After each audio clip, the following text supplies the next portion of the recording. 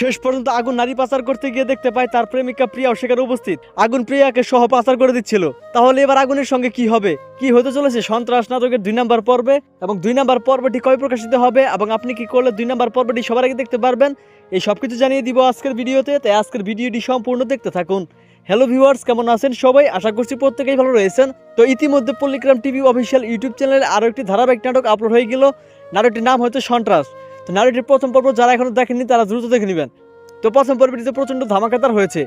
তো প্রথম পর্বে আপনারা দেখতে পেয়েছেন এদিকে দেখা যায় যে এদিকে আগুনের প্রেমিকা প্রিয়া, মানে প্রিয়াকে আগুন কিন্তু প্রচন্ড ভালোবাসে, এবং পরবর্তীতে দেখা যায় যে প্রিয়াকে কিন্তু তার দাদা মানে সন্ত্রাসীর দল প্রিয়াকে কিন্তু তুলে নিয়ে আসে এবং তুলে এনে কিন্তু তাদের আস্তানা রাখে, এবং পরবর্তীতে শেষের দিকে দেখা যায় যে প্রিয়াকে কিন্তু পাচার করে দেয়, তা আবার আগুনের মাধ্যমে।